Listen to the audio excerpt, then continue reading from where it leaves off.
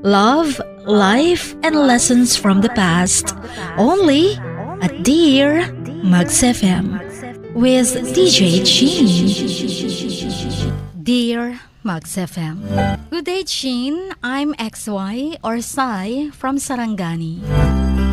Itong story ko tungkol sa buhay ko at sa buhay pag-ibig ko. Childhood days ko, lumaki ako sa magulong pamilya. Away dito, away doon.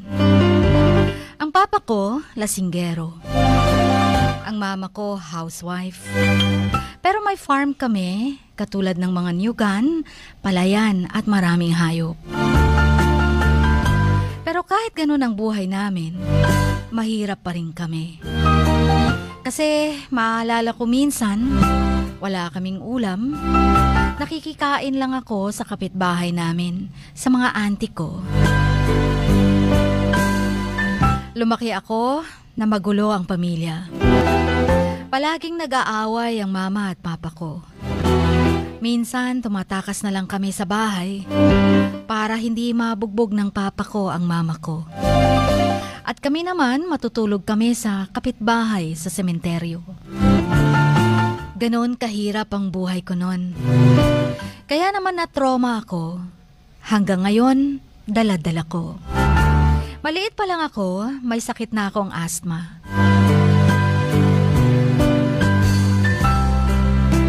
Ang buhay ko noon ay halos nasa hospital na.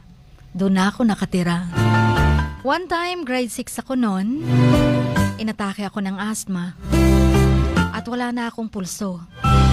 Wala pang magulang ko nun kasi nasa bukid namin. Mabuti na lang nandyan ang mga auntie ko at dinala ako sa baryo. Mabuti at may isang taong tinulungan ako. Ang huling gamot niya ibinigay niya sa akin. Kaya naman nabuhayin ako ng loob. Salamat Lord sa pangalawang buhay. To my lolo birds, thank you Lord. Habang buhay ko yun, dadalhin. After high school ko, hindi ko inaasahan ang mangyayari sa buhay ko. Chin, nabuntis ako. Itinago ko yon sa family ko. Ang sabi ko sa aking boyfriend, buntis ako. Pero ayaw niya akong panindigan. Kasi mga bata pa daw kami. Gusto niyang ipalaglag. Pero hindi ko yun ginawa. 9 months nang tiyan ko nung nalaman ng parents ko. Disappointed sila sa akin. Pero tinanggap din nila ako. After akong nanganak, iniwan ko ang baby ko sa mama ko. At pumunta ako sa ate ko para magtrabaho. At aral na din. Pero hindi ako nakapag-aral kasi hindi kaya ng schedule ng alaga. Or nag-aalaga kasi ako ng triplets. 2K monthly pa noon. And 3 years ako sa malayong lugar. And 3 years hindi ko nakita ang anak ko. At family ko din. Hanggang sa may nakilala akong isang Koreano. At naging kami. Akala ko, swerte na ako. Yun pala, hindi. Naghiwalay din kami kasi ayaw ng mga magulang niya sa akin. Bumalik ako ng Sarangani. Nagtrabaho sa mga mall sa Jensen. Chin, marami akong naging boyfriends noon. Pero wala. Walang maayos na relasyon. Halos manloloko at sex lang ang habol. Nag-aaral ako ulit ng college sa Marbel Education. Or sa Marbel. Education ang kinuha ko. Pero nag-stop din ako kasi nakulang nga sa financial. Nag-work ako sa Davao almost 1 year. After, umuwi ako ng Sarangani. At nag-aral ulit ng pharmacy. Isang pharmacist assistant. Isa akong scholar sa barangay namin. Thank God natapos ko ang pagiging pharmacist assistant ko. After noon, nagtrabaho ko bilang isang front desk at na-promote ako as manager. Nagpaalam ako sa boss ko na mag-working student ako at mabuti naman pumayag sila. Kaya duty ako sa umaga, aral ako sa gabi. Kinuha ko HRM naman at natapos ko. Umalis din ako sa amo ko kasi nag-aaway kami. Kaya nag-decide akong bumalik ng Davao at nagtrabaho ako ulit doon. Nag-decide akong mag-abroad last 2019, January 18. Nagsabi ako sa pinsan ko at January 24 nasa UAE na ako. Nalaman na lang ng family ko na mag-a-abroad ako nung paalis na ako. Kaya nabigla sila. Thank God may employer akong mabait. Until 2019 may nakilala ako sa FB. Di ko akalaing magiging kami at magtatagal kami. Yung communication namin on and off. Pero kami pa rin kahit LDR. 2021, may nalaman akong ibinagsak ng buhay ko na yung karelasyon ko pala ay may asawa na. Yes, may asawa na po siya. Siya po ay isang Muslim. Kinonfront ko siya at sinabi ko lahat ng nalaman ko. Umiyak siya. Nag-sorry. At yun nga ay totoo. Kaya nakikipaghiwalay ako sa kanya. Pero sabi niya, wala na daw sila ng girl. Kasi arranged marriage daw yun. Arranged marriage lang daw sila. May communication lang daw sila sa anak nila.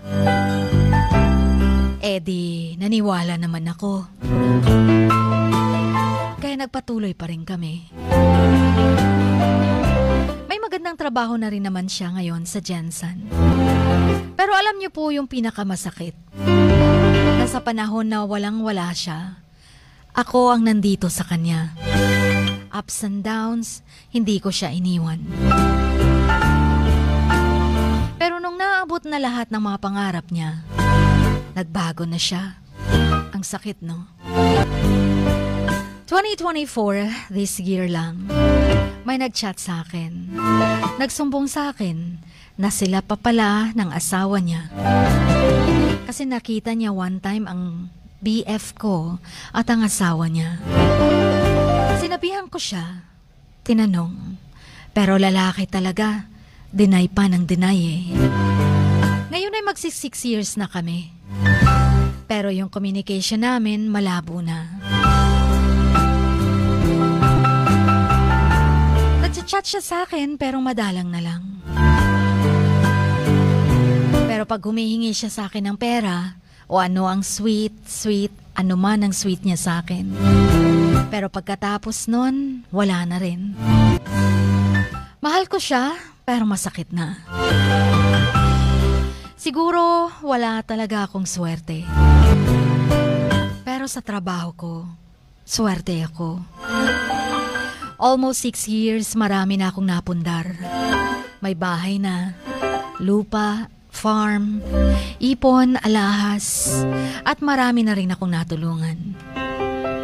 Kaya kahit ganun ang nangyari sa buhay ko, maswerte pa rin ako. Kasi nandyan si Lord, hindi ako iniwan. Iniwan na ako ng lahat, pero si Lord, hindi niya ako pinabayaan. Kaya sa mga may maraming pagsubok dyan, kaya nyo yan. Malayo pa, pero malayo na. Thank you everyone and God bless. Ang inyong Kamax, lubos na gumagalang. Sai.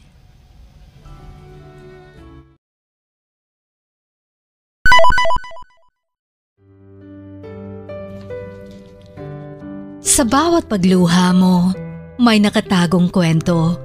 Sa bawat ngiti mo, may gustong sabihin ang puso mo. At sa likod ng iyong halakak at maging sa pagkabiko mo, may mensaheng nakabalot sa iyong pagkatao.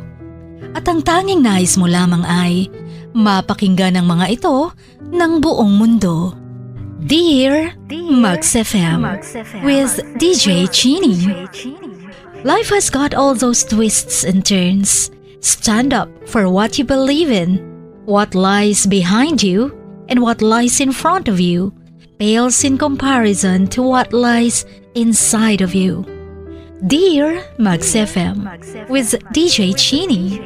Sabi nga nila, ang pagsusulat kapag masyado mong diniinan hanggang sa susunod na pahina ay nagmamarka. Katulad ng pagmamahal, kapag masyado mong ibinigay ang lahat, yung sakit na gawa ng nakaraan, dala pa rin hanggang kasalukuyan. Dear Max FM, you own your story and you are the author of your own book of life. Don't let others write your script, but let others hear your story and make them inspired. Kaya sumulat na, maging bahagi ng aming programa, Dear Max FM with DJ Chini, tuwing Lunes hanggang Biyernes, 1:00 hanggang 3:00 ng hapon sa Max News FM, Sock Sargent. Love, life, and lessons from the past, only at Dear Max FM with DJ Chini.